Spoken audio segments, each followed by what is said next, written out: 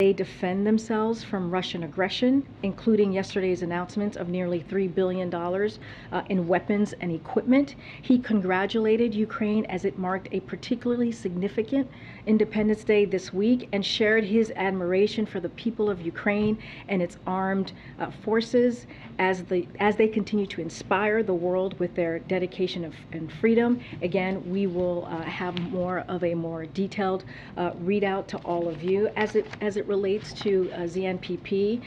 Look, a nuclear power plant, and I believe I said this yesterday, should never be an active war zone. And so we have said Russia should agree to demilitarize the zone around the plant and agree to allow an international Atomic Energy Agency visit as soon as possible to check on the safety and security of the systems. This is something that did come up in the conversation, but I don't want to get ahead of the readout, and I'll let NSC put that out momentarily. Okay. Thanks so much. A few more questions just on the student loan debt forgiveness. You guys yesterday confirmed that the form that millions of borrowers are going to need to essentially apply for this, it to show they're eligible, is not yet ready. Yeah. We saw overnight that studentaid.gov was having some serious delays.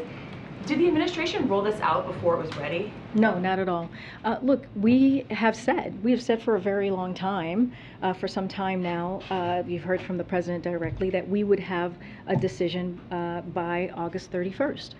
This is something that you all have been asking about, talking with us at this podium, or when we have conversations with you outside of the briefing room, that this is something that he wanted to really take his time, figure out the ways to do this. Remember, we talked about having the legal authority, which that went through. You guys can go to the Department of Justice. It lays out the legal review that was done on this. And so this is, again, incredibly important. We will continue to tell people to go to the website, or you can go to wh.gov.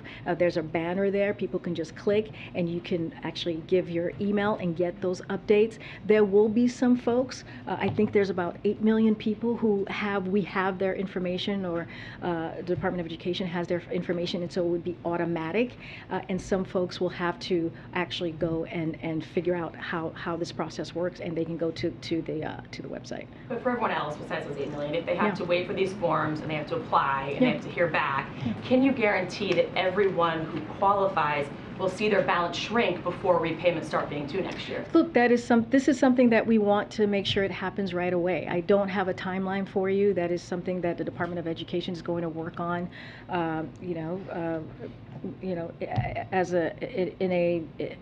in a way that's hopefully, as they can, in a fast way. But look, that is something, again, that the Department of Education is going to focus on. It is important. We want this to happen for these individuals. But again, as we know, the pause is going to be lifted at the end of December 31st, right? At the end of December. So we want to make sure that it is done in tangent. And so that's what the Department of Education is going to be focused on. I can just ask kind of the more political question too, following up, my colleague quoted Tim Ryan in Ohio. What a lot of the Democrats have in common, those who've been pushing back and sort of distancing themselves from this announcement, what they have in common is that they're pretty vulnerable politically, or they're in tough political races.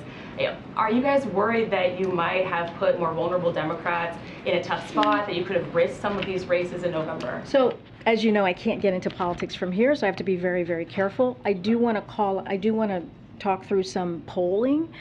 So if you look at the targeted student loan forgiveness, that the announcement that you heard from the Department of Education and the president, it's popular amongst American people.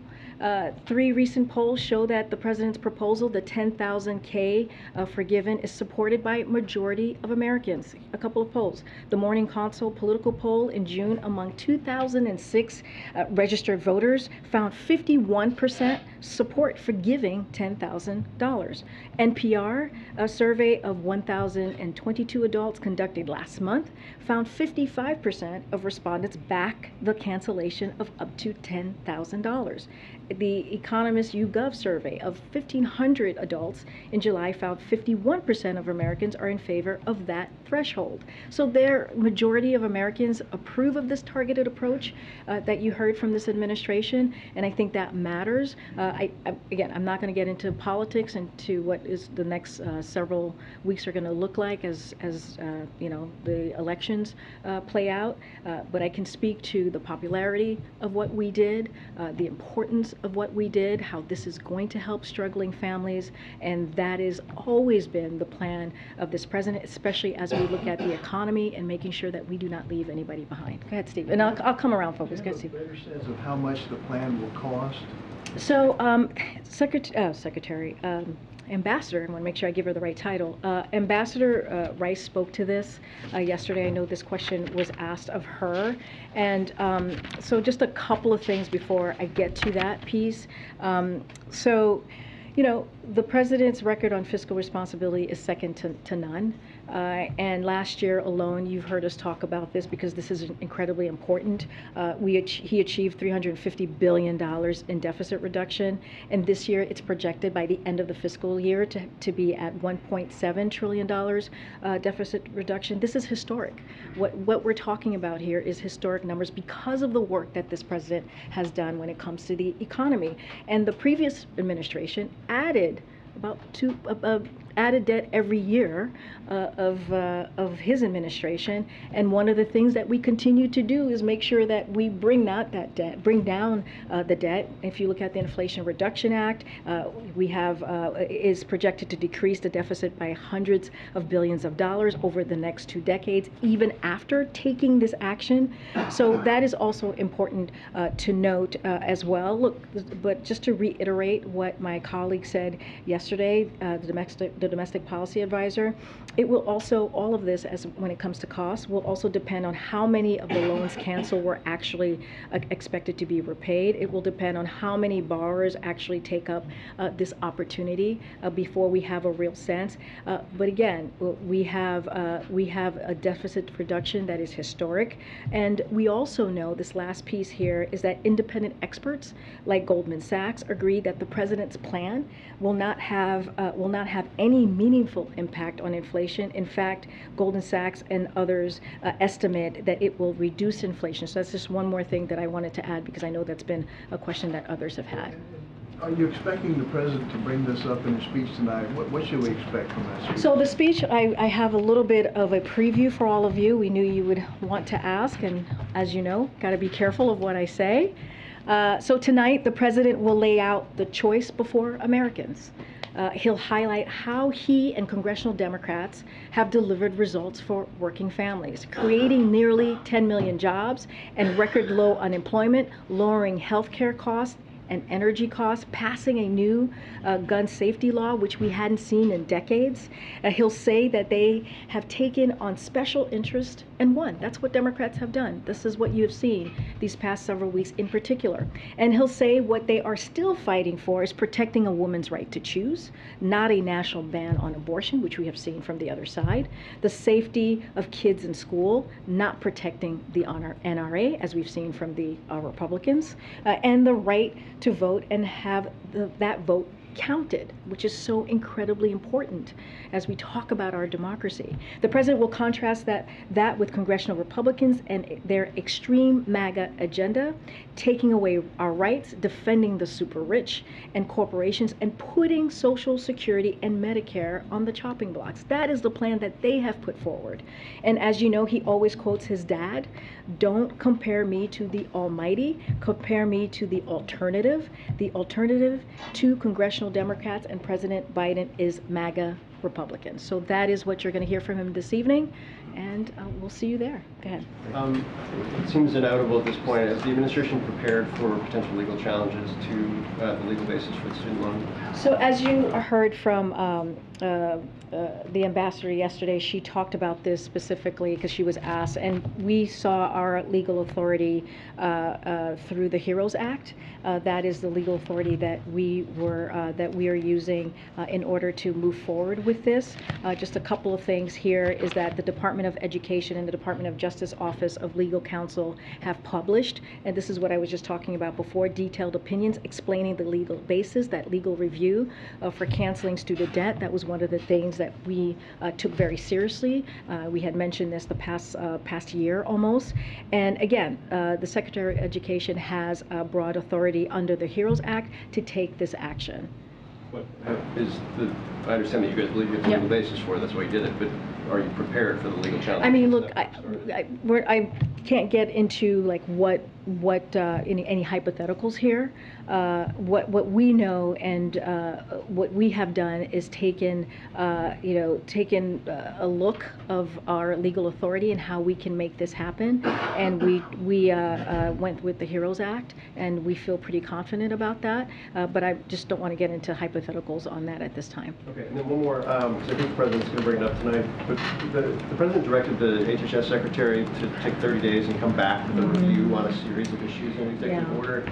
I think it was in early July. Did that review come back, and kind of where do you stand on that? I think MJ asked me this question a couple weeks ago. I'm going to have to go back to our team just to be sure. I haven't done that yet, and so tomorrow hopefully I'll have an update, or we can talk after this. But I know that you all asked this question before, so I haven't forgotten. Go ahead, Michael. Thank you. If I could go back to something my Fox colleague asked yesterday, and that's about the who pays for this. So I did a search last night for the phrase "fully paid for," coming from that podium and from in President Biden's speeches during the last year and a half. I found scores of them. I promise I won't read them all, but just a couple. You quoted experts saying that the package referencing the IRA would, quote, quickly and noticeably bring down healthcare costs for families would be more than fully paid for. Jen Psaki talked about on February 2nd, he's committed to sustainable and responsible policy and ensuring that our long-term investments are fully paid for, like Build Back Better. Brian Deese talked about packages that would be fully paid for across time. The President, in multiple speeches, talked about this bill, this is in December, referring to the BBB, is paid fully paid for, it won't increase the deficit. Anyway, the question is, do you all believe that this student loan program is fully paid for? And if it's not, why does the President think it was important to have all of his other spending priorities fully paid for to be fiscally responsible, but not this one? So we do, so this, again, this is the question that my colleague here, Ambassador, got. So we have to get a better sense, right, of what we're talking about as far as cost. Wait, let me just say that out loud. She is the domestic policy advisor, and when she was asked that question, so I just want to iterate what she said. But we do believe it will be fully paid for because of the work that this president has done with the economy, because of what you just said. Well, what I just said is what we have done to bring down the deficit reduction. That matters, and the work that we'll continue to do. Look, when you look at IRA, it is also that $300 billion deficit is going to matter, right? When you think about that 1.7 trillion by the end of this fiscal year is going to matter as well. And also, here's the thing: when we talk about the pause being lifted, that's going to bring $50 billion per year back into the Treasury, right? That was actually not happening throughout almost for 2 years now. So that's going to be coming back at the same time that basically people are getting these benefits from this plan. Just to clarify, though, the previous, whether it was the Build Back Better proposals or IRA or the infrastructure bills, those were, in the words of the administration anyway, fully paid for internally. Yeah. You're saying that this one, because of the benefits that of deficit reduction, you're okay raising or lessening that deficit reduction with this proposal because of the work that's been done in the past. Because this one doesn't have any pay-fors, right? I mean, there are no mechanisms that internally to this that would raise money at the same time that it's spending money. Here's what I would say. I mean, the question was asked to me earlier about how how there's some Democrats who are not happy with this, and so because either they wanted more or they didn't want it at all, right? And what the president did, the step that he took, was to do this in a fiscally responsible way. This is what we believe. This is why it took us this time to do the legal review, to look at the process. This is why we didn't do the 50,000. We did up to 20,000. This is why my colleagues here at the podium said, well, let's see who actually takes advantage of this. Then we'll have a better sense of what this is actually going to cost. But when you think about the $50 billion that goes back into the Treasury, when you think about the lowering the deficit that we have, which is historic, the 1.7 trillion, the 350 billion the first year of the president's administration, that matters. And it is, you know, it is one of those things that, you know, always welcome this conversation, but what we have done is fiscally responsible. What the last administration did was not. It just was not. And what they did with cutting taxes for the wealthy, they 85% of folks making it went to 85% of folks who were making more than $75,000 a year. We're actually doing the opposite. And it should matter that this president is trying to give some breathing room for people who've been literally crippled by this by this pandemic, by what has happened the last couple of years. And so again, the way we see it is we've done it in a fiscal balanced, responsible way. We will see who takes advantage of this, but this is going to help 43 million people. And just think about it, if people are saving a little bit of money, right, they are going to go buy that house. They're going to start a family. This matters in so many ways. So that matters more than keeping the deficit lower by including something that would offset whatever the cost might be. Yeah, I mean, look, we don't believe that it's going to increase the deficit, because what we're saying that is the 1.7 trillion, right? We've done the work, right, to lower the deficit. Also, $50 billion per year is going to go back. But that $50 billion was already. I mean, it's already was yeah, there. but we were getting we were getting zero. The Treasury was getting zero for the last 2 years. But they still owe that They money. still owed that money. No. I know, I understand that. I get what you're saying, but there's also an argument that I'm making as well, is that we're putting money back into the Treasury, which matters as well. That is going to happen. A judgment on which is better or not. I'm just trying to understand. I think as some of my colleagues are. Yeah. If what you guys are saying here is basically the president's made a determination that helping people with their debt is important enough, and in your words, matters enough to spend what could be, you know, estimates of $300-500 billion, or, you know, without explicitly saying where that money is coming from, and that will, you know, obviously, and that you're willing to use the deficit savings that you have claimed to do that. And I guess that's look, what I'm trying to understand. No, and I'm trying to explain to you how it will offset, how all of this would be offset once the pause is lifted, and also once this process with the student loan is also done. So there is a process here, right, that is, we believe, is going to offset that. Right. Okay. I know. All right. Well, I'm glad that I've exhausted you, Michael. That is rare to exhaust you. I know. Usually you don't get exhausted. All right. Go ahead, Peter. If I could ask you, just following up, I have some follow-ups on one quick one on that. We heard from the Committee for a Responsible Federal Budget today. You guys can't estimate what it'll cost. You want to see how many people take you up on it. But they estimate cancellation will eliminate about $550 billion in federal student loan debt. They say, however, we project that the overall amount of outstanding federal student loan debt will return to $1.6 trillion, its current level, within 5 years. So is the president committed to doing this again, or is this just a one-time deal? You're asking me about a hypothetical that I don't. Well, I guess I'm asking, let's not be so specific if that's a hypothetical.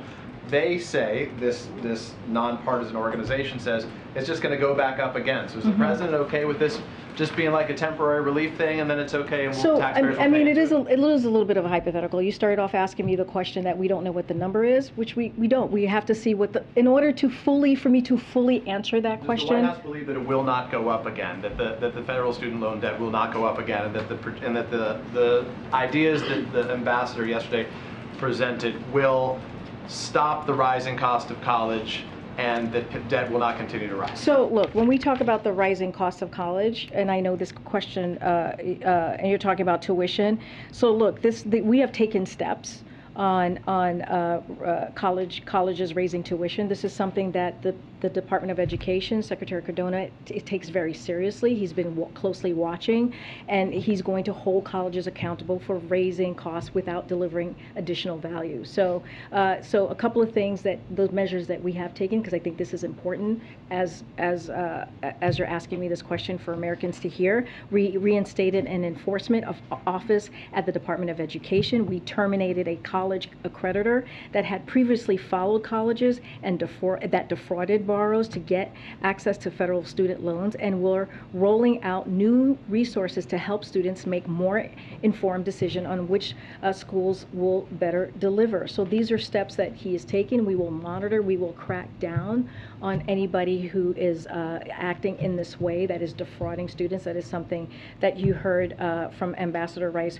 herself. And then we have taken other steps, right? We have taken other steps through the American Rescue Plan to provide $40 billion for colleges and universities to support students, particularly at community colleges and minority institutions. And another thing that we've done is ask for Pell grants to be doubled and a lot more. So we're going to try to do our best to keep those costs lower as we talk about tuition. But if we're going to do more, and we just have to see what that number looks like. Understood. All that others litigate that. Let me move on to the topic I wanted to ask you about, which is the event that's taking place tonight. I know there's only so much you can say as it relates to politics, but just as the White House controls its schedule, how often should we expect to see the president going forward on the campaign trail, this being the sort of first formal pre-midterm event? And separately, what do you say to those candidates who don't want to campaign with him given his low approval ratings or low popularity perhaps in some states? Tim Ryan in Ohio said, we haven't asked President Biden to come, we have no expectation or no plans to ask him to campaign. Michael Bennett in Colorado wouldn't even comment on it. So I'll say this, look, Democrats, as we know, has a lot to talk about. They have delivered for the American people, and especially as we've seen the last couple of weeks. Again, the Inflation Reduction Act. You think about the burn pits that's going to expand services for veterans who have put their lives on the line for our nation, which is incredibly important. You think about the CHIPS Act. We just talked about what an executive order that the president signed to really make sure that gets implemented in a responsible way, and also the CHIPS.gov went live. We have a list of things. Let's not forget the bipartisan infrastructure law, all historic pieces of legislation that we are going to go out there and make sure that the American people are aware. We put out a memo, as you all know, a couple weeks ago talking about that particular specific thing. I can't get into politics from here, as you know very well, but Peter. It's not politics. Well, no, you asked me. You know, you control his schedule. But you asked me. But you specifically asked me how much is he going to get out there to campaign. I can't. But the White House does control his schedule. Wait. now? I'm about. Okay. I'm about to answer. I'm just saying that with a preface that I need to be careful on what I say. Look, the president loves to go out there and meet with the American people. He wants to be out there and travel as much as possible. He has something that he wants to say and deliver and let the American people know that we have done, right? And so, will you see the president out there? Yes, you will see the president travel. That is something he wants to do. That is something we all want to see him do as well, get out there. I cannot talk specific about how that's about the campaign. I cannot do that from here. But to those candidates who don't want him to be with them? Again, we have something, Democrats, especially the work that congressional Democrats have been. I guess the president just accept that and says it's part of the deal? Look, the president appreciates working with a lot of some of the members. Some of them are elected officials in their own state. He has good relationships with them. He talks to some of them really regularly. And you'll hear a lot more from the president tonight. just want to be really careful, Peter. So as you know, we are trying to be respectful of the Hatch Act here. But again, we believe that Democrats have a lot to sell. We have done a lot to deliver for the American people, and we are happy to contrast what we have done against our congressional Republicans, and that's what you're going to hear from the president. Okay. Good. I'll come to the back. Thanks, Corinne. Just really quick on student loans. Yeah.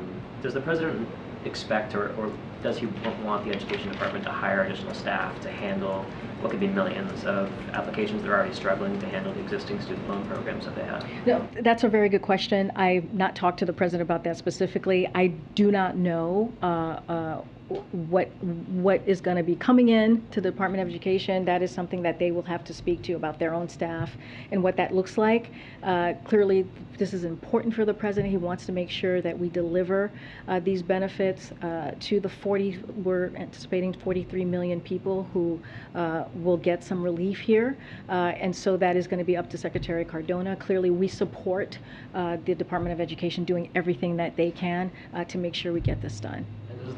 Does the administration expect a large number of people who aren't eligible, who are eligible for this program to not apply for it? I mean, that's a hypothetical that I just don't know. Yeah, it goes to the question of why you can't estimate the cost, right? I am answering this in the most, we just don't know. We are doing everything that we can. We have a specific website that you have heard many of my colleagues, whether on TV here, talk about that website and encourage people to get on the website to get the information that they need. They can go to whitehouse.gov, as I just said moments ago, to get the information that they need, so to see if they are actually eligible and what the process is going to be. I know it's going to take some time. The Department of Education has to do their work to get that information out, which they will. They know this is a priority.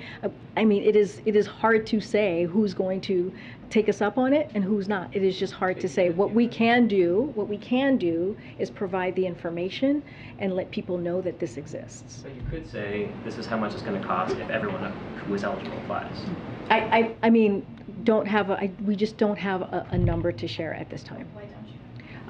Look, the secretary, the UN ambassador, the former UN ambassador spoke to this yesterday. We just have to see. It is a process that we just need to take a look before we can answer that question. We just don't want to get ahead of ourselves. But I guess what I'm struggling with, and I think some of my colleagues have asked about, is yeah, you asked the same question yesterday. This is nothing new, right? This is a sum. questions. Oh, okay, but you picked up on what he was saying. But So I was going to say, if you don't know how much it's going to cost, how can you guarantee that it's going to be paid for, even if you're defining paid for in a way that some of us have questions about? look, I think what I can tell you is that we have done the work to make sure that this is done in a fiscal responsible way, in a balanced way.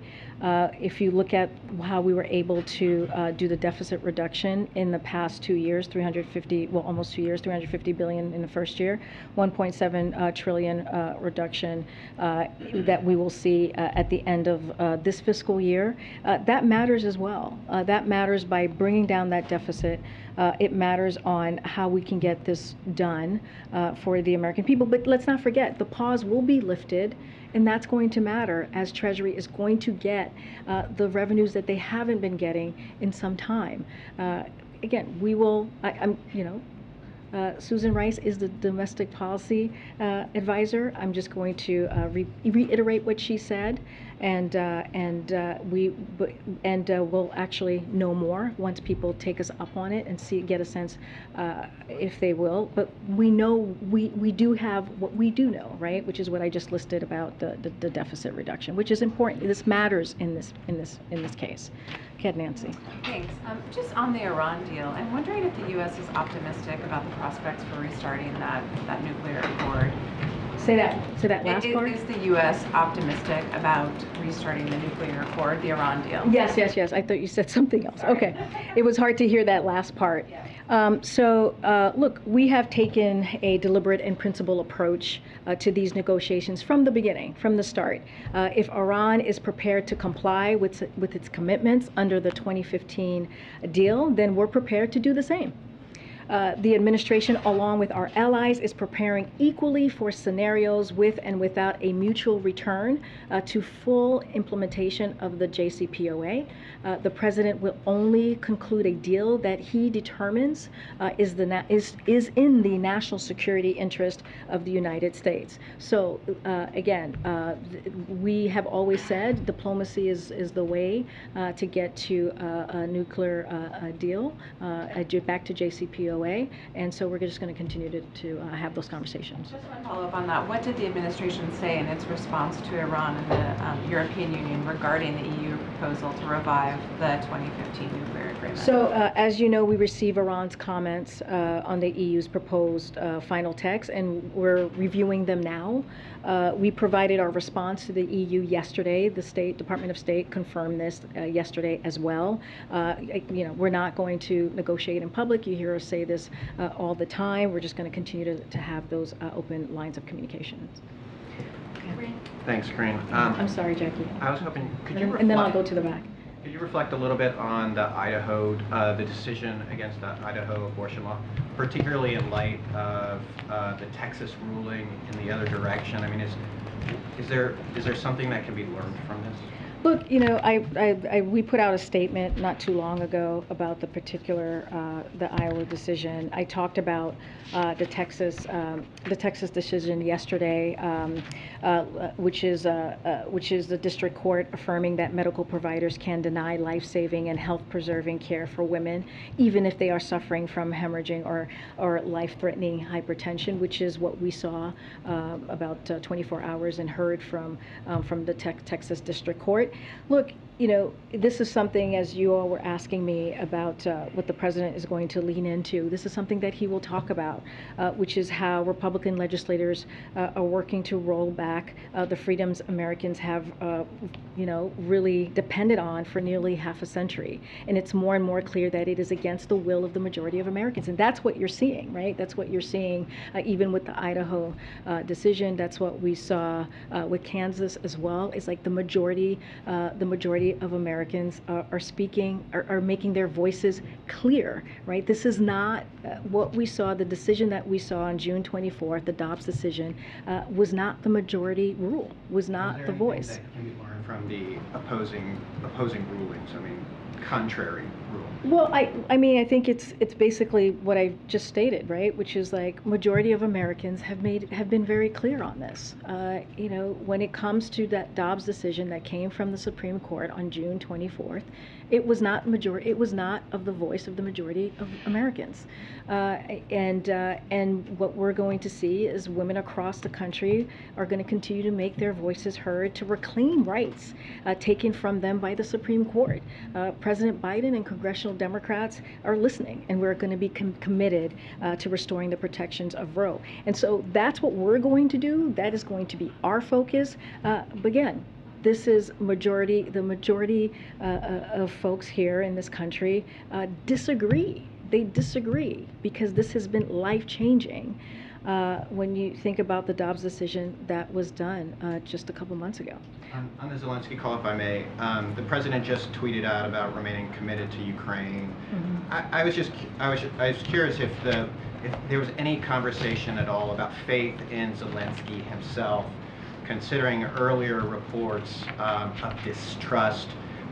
Did that come up? Did the president feel a need to give any assurance to Zelensky that he was behind him personally? Yeah, I don't have the specific readout. As when I walked out, the readout hadn't come out yet. I gave you a couple of points of what was discussed, but the full readout will be out soon. Look, we've been asked this question before. We support Zelensky, the president, and his his fight for freedom. We are impressed, have been for the past 6 months, of what the Ukrainian people have been able to do, to be able to fight off an unprovoked war by the Kremlin. Again, we cannot forget this. This is, the Kremlin decided that they didn't want Ukraine to be a democracy, but it is a democracy. It is a sovereign country. And so we announced the $3 billion tranche yesterday. That shows our support for Ukraine. That shows our long-term support for Ukraine, and we're going to continue to support them as long as they need our help. Again, they are fighting for their democracy, and that matters. And we have been incredibly impressed by what they have been able to do, and we're going to continue to hold the Kremlin accountable. That's going to be our focus.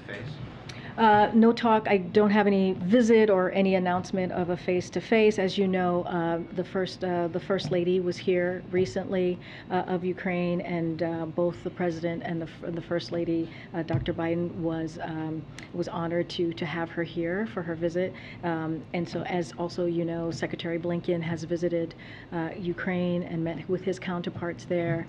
So we have had other clearly members of the administration go visit and talk to their counterparts in Ukraine.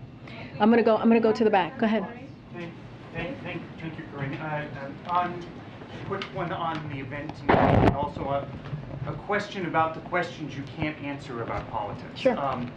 So why a rally in Maryland? Is there anyone on the ballot in Maryland, Chris Van Hollen or anyone like that, who the president needs to spend his time trying to shore up going into November? And secondly, in the past administration, and I'm not saying that this was actually a good strategy or even one that was technically compliant with the Hatch Act, I'm not sure. In the past administration, when there were questions that would come up that were questions that could not be answered from the White House briefing room, the press secretary would literally leave the White House briefing room and go to some other building so that they weren't in a federal facility and they could get around the Hatch Act. So are you going to start having briefings other than here? Or so you want to meet in some back alley somewhere to have this conversation, to talk politics? Is that what's happening? Well, yeah, James. Well, look, I don't know if I want to compare how we behave with the last administration. That is not something that I would want to be doing at all when it comes to the Hatch Act and being responsible and doing the right thing. But what I can do, right, is I could, you're going to hear from the president himself tonight. He will lay out clearly what his thoughts are. I'm certainly not going to get ahead of him. I gave a pretty good laydown of what I was able to say from here, of what he's going to talk about.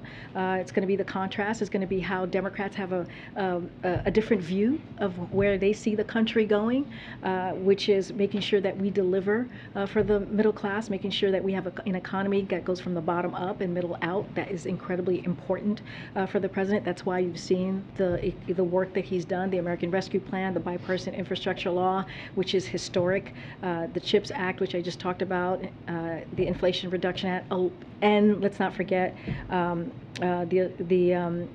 gun reform, which is something we hadn't seen in decades, and a lot of that is because of the work that this president has done. And I know one thing I just did is I just called out a few bipartisan pieces of legislation that were passed that we were able to do, and that is something that the president welcomes. But at the same time, as we're talking about inflation, as we're talking about the special interest, that is something that we have not seen Republicans step up to the plate, and they voted against Medicare being able to negotiate and lowering costs. They voted against standing up for voting rights, right, or not supporting voting rights. They have a plan that wants to put Medicare and Social Security on the chopping blocks. So that is what we're going to focus on. That is what we're going to continue to talk about, is what we have done in this 19 months for the American people. So I'm going to continue to go in the back. Go ahead, Garen. Thanks, Corinne. Sorry, another student had a question, but yeah, sure. I've spoken to advocates who have expressed concern over what they worry could be a bureaucratic hurdle for minority communities. Based on the income verification and application process, they base this worry on patterns we've seen in minority communities as it relates to them not engaging in government programs because of the paperwork. and they worry that this could hinder access and participation for minority communities. Is the administration concerned that communities that need this relief the most won't get it because of this bureaucratic hurdle? No, that's always a concern, right? You bring up, Garen, a very, very good point. And the Secretary has been very, very clear. Secretary Cardona, the Secretary of the Department of Education, has said he's going to do everything that he possibly can to make this as simple as possible so that it doesn't become a bureaucratic headache. That is not something that the President wants. He wants to make sure that the 43 million people that this could potentially help actually get these benefits. It's important, it's critical, especially as we're also going to lift the pause in just a couple of months. We understand what that's going to mean. You got to remember, we're coming out of a time with this pandemic, as you know, that's really hurt people of color, low-income communities. What the pandemic has done with the economy. That's why the President has done all the work that he's done to make sure we don't leave anybody behind. And this is part of that. Again, the Secretary is committed, the President is committed to make sure that the American people are able to access these benefits. Go ahead, Jeff. I know. And then I'll come back again. Thank you.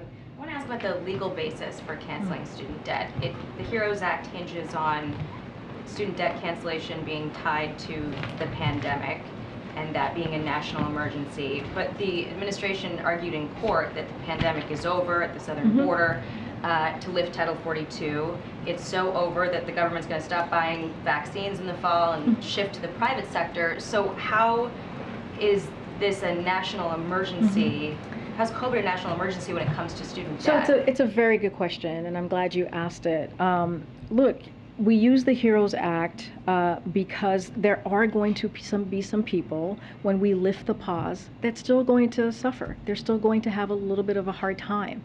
And so that's one of the reasons that we made this decision. Because as we're lifting up the pause, yes, some folks having not to pay for 2 years has been helpful to them, and we're able to save, and are probably going to be able to pay those monthly payments. But there's going to be some folks who are going to have a hard time. Because they're just in a different bracket, right? Because they've probably had a hard time before. We have to remember, this is a system. So he announced the pause, lifting up the pause. He announced the $10,000 and up to $20,000 for Pell grant recipients who, as I said, many of them have a household nearly making $60,000, and half of the Pell grant recipients are $30,000 a year household. And so the other piece of that is a reform, right? Reforming the system as well, so we can help nurses, so we can help construction workers, so we can help firefighters, and making sure that their payment are cut in half as well. Because remember, these are some of our first respondents, right, who also suffered so much from the past 2 years. So he wanted to make sure he gave them a little bit of relief, understanding that some folks are just going to have a little bit of a harder time, even though we're coming out of a pandemic and the economy has been turned back on because of the work that this President has done. That was another thing I was going to mention. I mean, the President often says that we're not in a recession because we've got, record job market, record low unemployment, businesses investing in America at record rates. So why are those appropriate conditions to forgive student debt? Well, thank you for laying out all the work that the President has done. That is 1,000% correct. But we've also said that we know that some people are still suffering. You've heard us say that too. Yes, the economy can be turned back on, and we've created, to what you've just laid out, nearly 10 million new jobs since the President took office. That matters. The economy is stronger than it's been in some time. And we have said that, you've heard the President say that, there's still some folks who need a little bit more help. And this is what the President is trying to do. Both can be true. It's not one or the other. Well, the Washington Post editorial board says that and then I'm going to go to the back because we're running out of time. Doesn't help those people, though. That it takes money from the broader tax base, mostly made up of workers who didn't go to college, to subsidize education debt of people with valuable degrees. So sort of rebutting what you had just said. But beyond that, there are critics who are saying that this is not about the pandemic, it's not about those conditions, that this is about getting people to vote ahead of the midterms, and that the real national emergency is Democrats in the midterm elections. Well, I mean, I disagree with everything that you just laid out. I was just asked a question by some Democrats who are saying that they're not happy with this, right? Who are criticizing this. And we have said we're not going to make everybody happy. And so if we are not making everybody happy, you cannot say that, that what you just laid out is certainly cannot be the case either. Look, here's what I will say, and this is just what we have laid out about this program. This is historical, what we're doing. It has never been done before. When you look at the system is broken. And we're trying to reform it so that we can help people who really need it. The way that this president has done this, he's done it in a targeted way, so it helps. It doesn't give a penny to anybody making more than 120. Let me finish. More than 125,000. And if you look at the Pell Grant recipients, we're talking about people again, and I've said this multiple times in this briefing room today, and we said it multiple times yesterday. $60,000 household. We're talking about $60,000 household. And cut in half, right? There are people we're talking about people, Pell Grant recipients that are at $30,000 households. I mean, that's the people that we are going to help. Again, nurses, construction workers. When you think about the reform, I mean, we've just gone back. You've made your point. I've made my point. I'm going to move on because we are actually running out of time. Go ahead, way in the back. Go ahead. No, way in the back. Owen, and then next to Owen. Thank you. Good afternoon, Karine. Thank you. I want to take your attention to Nicaragua, if you would, please. Daniel Ortega's regime just abducted a Catholic bishop, throwing priests and seminarians in prison. They're shutting down Catholic media outlets. I'm sure the White House is aware of this, the latest persecution of Catholics there in Nicaragua. What's the White House response to these latest developments? Okay. So there has been a dramatic deterioration of respect for democratic principles and human rights by the regime in Nicaragua, including the imprisonment of democratic leaders, members of the political opposition, students, and journalists. The Biden-Harris administration finds this unacceptable and condemns these actions. The United States and members of the international community have already taken a number of actions to promote accountability for the regime's actions and will continue to do so. I'm just going to move around because, go ahead, next to Owen. Student loans. You said that the administration is working to crack down on colleges for increasing costs as high as they have been. So specifically looking at how you guys are working with state and local governments to lessen the burden for future students, for the next generation. Mm-hmm. So the actions the president announced yesterday benefits borrowers, including future borrowers, by cutting monthly payments in half. This is the reform that I was talking about just a moment ago, and that's important, right? When we're talking about, I had some examples here that I can use in a second. But when we're talking about construction workers, right? When we're talking about nurses, we actually had this in our fact sheets that was really important as well. So if you think about construction workers in particular, who is making $38,000 a year, and this is going to be for future folks as well. A year with a construction management credential would pay only $31 a month compared to the $147 they would pay now. That's an annual savings of nearly $1,400. This is because we are reforming the income-driven repayment. That's why we're able to do that. Go from 10% down to 5%. A single public school teacher making $44,000 a year would pay only $56 a month on their loans compared to the $197 they pay now. That would mean an annual savings of nearly $1,700. A nurse making $77,000 a year who is married with 2 kids would pay only 61% a month compared to the $295 they pay now. That's an annual savings of more than $2,800. $1,500. This is what we're talking about, reforming a system that's broken for people who are really truly needed. This is why we said we did this in a targeted way, and a current or future borrowers making roughly the equivalent of $15 minimum wage won't have to make any payments at all. So this is what we're talking about, and this is why this is so important, again, to give people a little bit more of a breathing room. And I'm going to go to you, Joey. I don't want to miss you. Governments on this to Well, help? the Secretary of Education and his team certainly will be to do that, and have been when we're talking about cracking down. I think that was originally your question. And so this is clearly something that the Department of Education is focused on. Go ahead, Joey. Will the administration eventually release a cost estimate on the student loan forgiveness plan? In other words, you don't have one yet, but moving down the road will.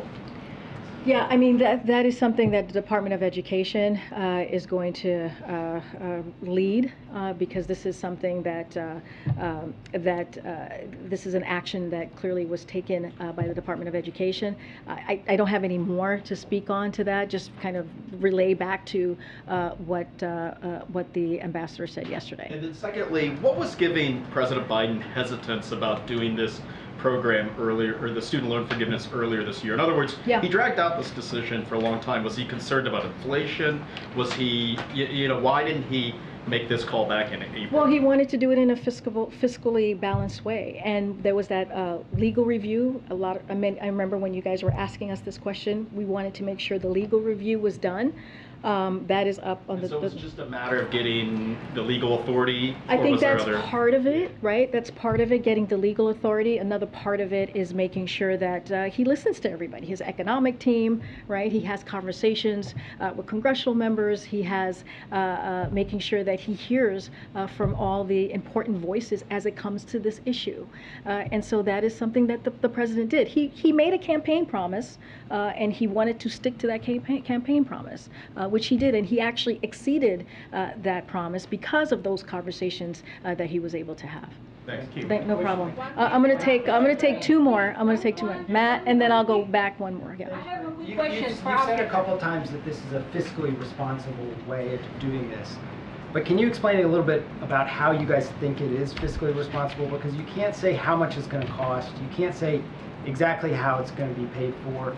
And you can't say exactly who is paying for the cost. I get how you're arguing that it helps certain populations, but how is it fiscally responsible? I mean, the way that we are talking about it, and what we're trying to say is the actions that we have taken, and you see this with the way that the deficit has been reduced.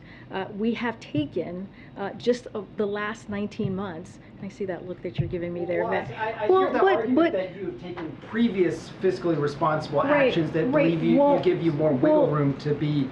Right, it gives us, no. We see this, we do not see this as irresponsible. We see this as a fiscally responsible, balanced approach to doing this. Now remember, people have said, why don't you do 50,000? We don't want to do that because we want to make sure that we do this in a fiscally responsible way. Again, not pleasing everyone, but making sure that we keep that promise, but also do it in a smart, fiscally responsible way. Again, I'm going to use that word because that is what our process has been. And I use the example of the $350 billion in deficit reduction and the $1.7 trillion reduction in deficit with everything that we've been able to do. The American Rescue Plan, right? The bipartisan infrastructure legislation. And we are still, by the end of this fiscal year, will be at $1.7 trillion in deficit. All of those things matter. And that's the way that we look at it. I'm going to take one more. No, but I'm just saying that we have this is the actions that we have taken to show that we are taking this very, very seriously. I'm gonna go around. Matt, we can go back and forth on it. We can go back and forth on it. I was supposed to go to Chris in the back and I skipped him, so I'm gonna go back to Chris. My question is about the marriage bill that is in the Senate. You're not being respectful. Go ahead. To your colleagues, to your own colleagues.